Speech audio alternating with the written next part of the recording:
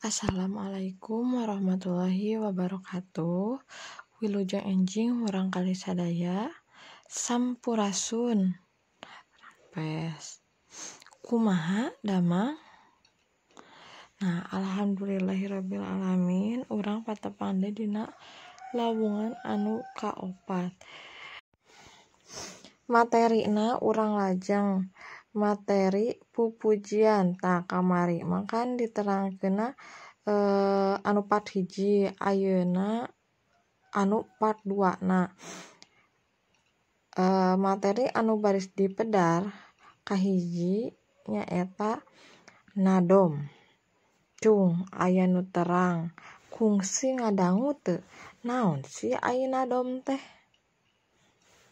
Nah, ai nadom teh nurutkeun basa nyaeta karangan, sedangkeun nurutkeun istilah mah nyaeta puisi anu asalna tina Parsi. Nadom nyaeta syair ngeunaan keagamaan Islam anu dihaleuangkeun di unggal wewengkon teh nyaeta daerah. Cara nganadomkeunna ge teu sarua kabeh lagamna teh. Kadang mah misalna di daerah Ciamis cantang tuh sarua jeung di daerah Sumedang. Proses penyebaran pupujian. Pupujian teh sumebarna ngaliwatan lisan.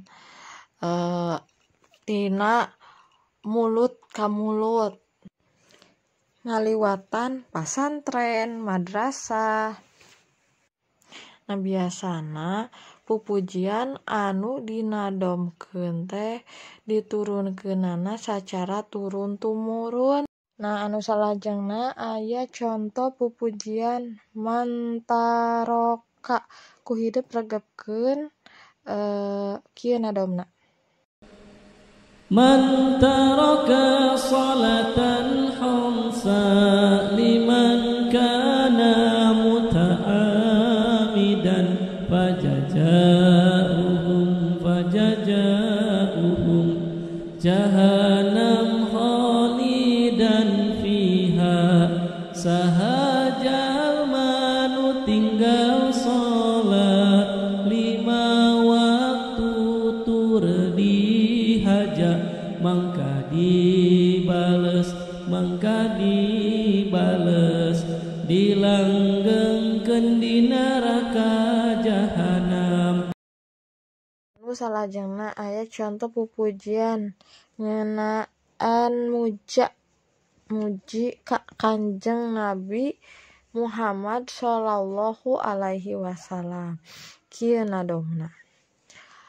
Parangina Kanjeng Nabi jatnika pinuh ku puji, pinter tur gede kawani, sabarnya kasasami, keur 4 taun yuswana diberesihan manahna, Nabi dibelah dadana, malaikat nu meulahna, Jibril kadua rencangna, Mikail jenenganana, ngesikeun kana manahna, elmu hikmah sapinuhna, tuluy dada Kanjeng Nabi, gancang dirapetkeun deui, sarta teu karaos nyeri, dicap ku khotami nabi. Nah, pupujian anu salajengna pupujian katilu. Kieu nadomna. Anu iman pangheulana Siti Hodijah garwana, Abu Bakar kaduana sahabat nu pangmulyana. Murangkalih nu nonoman anu pangheulana iman, Syahidina Ali pisan kana bisa derek misan. Jeung ari jalma belian anu pangheulana iman, Syahid Bilal kalerasan anu jadi tukang adan.